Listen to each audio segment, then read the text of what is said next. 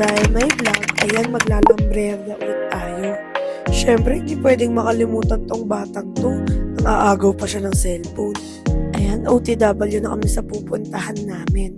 By the way guys, hindi lang to gala-gala 80th birthday kasi ng isa naming lola. Syempre guys, swimming na naman. Wala nang maisip tong pamilyang to kundi lumangoy ng lumangoy. Hindi ko alam guys, parang di talaga kami nagsasawa sa swimming. Para kaming mga isda. And guys, nag-stop over lang kami saglit. Tignan nyo naman tong batang to. Pinanggigigilan na naman ng lola niya at wala siyang magawa. Ito naman si Kuya Baby na tulala na lang. Naalala niya kasi yung salbabida niya na iwan daw sa bahay. Ewan ko sa dami ng swimming pool, saka loob-looban pa talaga ng parang gubat. As in guys, sa gitna talaga siya ng mga palayan. Siguro para di na rin mareklamo kasi sobrang ingay ng mga bunganga ng pamilya ko. Basta yan guys, medyo malapit na rin kami pero konti lang kasi yung video na nakukuhanan ko. And finally, nakarating na nga rin kami. Around 7 AM ata kami nakarating yan. Ayan, yung bata na yan, iniisip pa rin yung salbabida na naiwan niya. Kaya nakatulala lang siya. Habang si baby girl nagkukulit naman sa likod niya. And pagkapasok namin, ang ganda guys. Meron pang basketball court. Ang laki rin ng pool. Tapos nakaka-relax talaga yung mga tanawin. Tipong parang nasa ibang bansa ka. Sobrang linis din kasi. Ayan nga guys, yung pool malaki siya pero hindi naman siya masyadong malalim. Basta ang ganda talaga dito sa pinag-swimmingan namin. And kami pala yung mga unang dumating. Baba namin ang gamit namin guys, nag-asikaso na rin kami agad. Ayan, sabi ko sa kanya, tulungan niya ako maglobo ng mga balloons. Pero ang ending, siya lang nagpalobo. And syempre guys, hindi pwedeng mawala ang pangungulot itong batang to. Diba, ready na agad siya mag-swimming. Ayan sila, nagsuswimming pero nasa lilim. Pero enjoy talaga sila dyan. At habang sila nag-enjoy sa swimming pool, eto naman kami nag-aayos ng backdrop ni ate. Guys, ate lang ang tawag namin pero siya yung lola namin. Lahat yan guys, DIY lang. At syempre, hindi pwedeng mawala ang pagchichismisan. Bang itong bata naman na to, lagi na lang nanggugulo sa tuwing nagme-makeup ako. Nag-sunscreen at nagkilay lang ako niyan. Ayan siya guys, pinapatulog ko para mamaya marami ulit siyang energy. And ito na yung lola namin, inaayusan na namin siya. Diba guys? Para siyang Gen Z, sumusunod talaga siya sa mga gusto namin. Ayan guys, bumaba na rin ako para tawagin yung mga pinsan ko. Yung magsisimula na yung pa-event ni ate. Ayan nga siya, kinakabahan daw. Lahat kami guys, naka-white, siya lang ang naka-red. Wakas, nagkasundo-sundo rin yung pamilya ko sa kulay. Inakantahan namin siya ng happy birthday pero parang di siya happy. At kumanta na rin yung mga pinsan ko.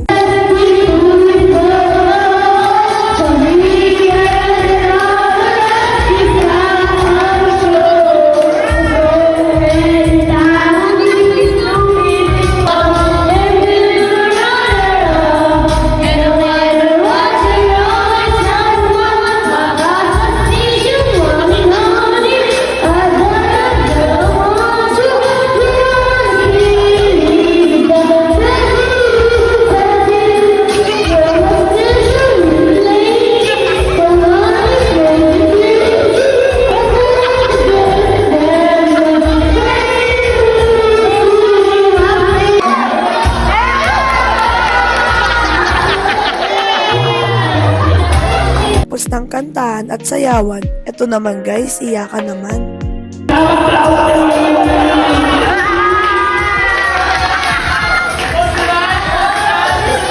Halos konti lang talaga yung nakuhanan dito sa video na to. And kami lang talagang pamilya. Pero sobrang happy talaga niyan guys. Syempre, hindi pwedeng mawala ang pagpipicture sa pamilyang to. Diba? For the aura-aura pa rin kami. Kahit parang babagyo na. At umakyat naman ako para asarin tong batang to. Isang achievement kasi guys pag napaiyak mo yan. Napaiyak ko guys kaso ang bilis niya rin talagang kumalma. Umiiyak lang talaga yan kasi iniwan siya ng daddy niya. Diba guys, for the drama-drama talaga show. Kala mo naman ng ibang bansa yung tatay niya. Wala lang guys, ang sarap niya lang talaga paiyakin. Tipong wala siyang choice kundi umiyak dahil sobrang mapang-asar ng tita niya. And after ng dramahan, ito naman kami, swimming time na. Swimming at inuman.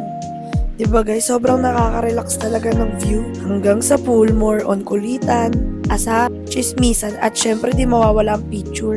And after nun guys, ito na yung nakuhanan ko nung pauwi na kami. Yes guys, di nga pala kami overnight pero ang ganda rin ng itsura niya sa gabi.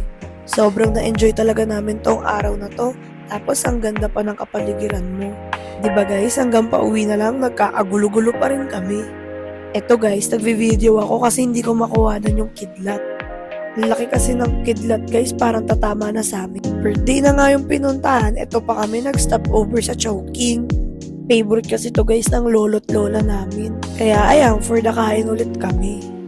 And nung pauwi na naman, ayan guys, pauwi na pala kami niyan. Sobrang daming nangyari pero lahat masaya. Ayun lang, thank you.